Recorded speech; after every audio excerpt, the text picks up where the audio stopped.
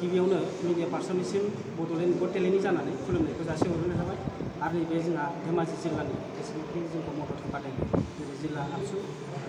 जिल्ला हारिमु आफाद बिथांमोनखौबो आं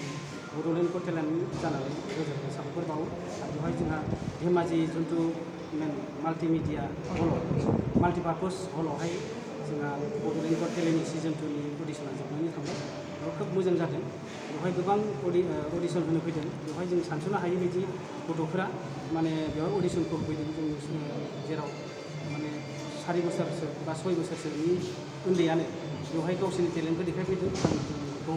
माने गावनि गोरोबनिफ्राय बा जोंनि बड'लेण्ड गोरोबनिफ्राय खोब गोजोननाय थाबाय। आसामनि बा बड'लेण्ड खना खनलायाव थानाय जाखांफुनाय लाइमोनफोर जायफ्रा टेलेन्ट गोनां बिथांमोननिसिम मा मेसेज हरदों बा खावलायहरदों? औ दा जों बड'लेण्ड गट टेलेन्ट होननायखौ जोंहा बेवहाय आसामाव बा जोंनि बड'लेण्डआव जायाखैमोन दा बेनि थाखाय गोबां मानसिफ्रानो गोबां रायजोफ्रानो बांद्राय बुजियाखैमोन दा लासै लासै बुजिबोबाय दा जोङो बड'लेण्ड गट टेलेन्ट होननाय माने जोंहा बेनो जोङो जिखुनु टेलेन्ट मोसानाय मुसुरनाय जों बेखौ बारे बारे बुंबाय थादों मिडियानि गेजेरजों मोसानायानो होन खननायानो होन मिउजिकआनो होन पार्सनेल टेलेन्ट जोनोमजों फैफानाय किसुमान टेलेन्ट थायो बिथांमोना जाय टेलेन्टआ प्लेटफर्म मोनाखै दिनै बेहा बड'लेण्ड गट टेलेन्टआव प्लेटफर्म मोनदों जेरै जोंहा मोसानो थाखाय गोबां प्लेटफर्म मोनोमोन खननायनि थाखाय गोबां प्लेटफर्म मोनोमोन खिन्थु किसुमान प्लेटफर्मखौ जों मोननो थाङाखै बा बिथांमोननो जों प्लेटफर्म होनो हायाखै दिनै जों बेवहाय बड'लेण्ड गट टेलेन्टनि प्लेटफर्मा बिथांमोनखौ जों बुथुमना लाबोनाय पार्सनेल टेलेन्टफोरखौ जों माबायदि मोनगोन बेखौ बुथुमगासिनो दङ। गिबियावनो आङो मिडिया पार्सनफोरनिसिमबो बावहरबाय लोगोसेनो दिनैनि बे जोंनि धेमाजि जिल्ला सानजारि नोगोराव फैनानै बड'लेण्ड गट टेलेन्ट जा अडिसन बेयो मोजां जाफुंबाय बिनि थाखाय आं गिबियावनो बड'लेण्ड असियान कालचारेल डेभेलपमेन्ट बे टिमनिसिम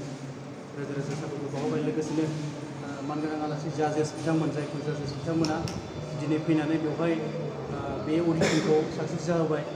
बिथांमोना खोब गोजोनदों जोंनि धेमाजि जिल्लानि सिङाव गोबां टेलेन्टेड गथ'फोरखौ नुनानै लोगो मोननानै লগতে মই সম্বৰ্ধনা জনাব বিচাৰিছোঁ আজি আমাৰ এই যেনেকৈ ছেকেণ্ড গট টেলেণ্ট অডিশ্যন তাত বিভিন্ন জাতি জনগোষ্ঠীৰ প্ৰতিযোগীসকলে প্ৰতিযোগিতাত ভাগ লৈছে তাৰ বাবে মই সকলো জাতি জনগোষ্ঠীলৈ মই ধন্যবাদ জ্ঞাপন কৰিছোঁ লগতে অকল সিয়ে নহয় তাৰ পাছতে আৰু বিভিন্ন ডিষ্ট্ৰিক্টত এই প্ৰতিযোগিতা আৰম্ভ হ'ব তাতো বিভিন্ন ডিষ্ট্ৰিক্টৰ সকলো জাতি জনগোষ্ঠীক নিশ্চয় ভাগ ল'ব মই তাক আশা কৰিছোঁ गासैबो गुबुन समाजनि मानसिफ्राबो बे बादायलायनायाव बाहागो लागोन आं बेखौ मिजिंथिदों आसा फारिदों जोंनि ओनसोलनिफ्राय सानजारि नोगोरनिफ्राय माखासे गोबां सुबुंफोरा बेवहाय बाहागो लानानै गोजोननाय मोनदों आरो जोंनि रोंगौथिखौ दिन्थिनो हादों आरो बेल' नङा गुबुन ओनसोलफ्रावबो जाहाथे गावबा गावनि रोंगौथिखौ दिन्थिनो थाखाय बे मोनसे मोजां प्लेटफर्म जाहाथे बेवहाय बयबो बाहागो लायो बेखौ आं नोंथांमोनखौ खावलायनायजों लोगोसे आरोबाव बड'लेण्ड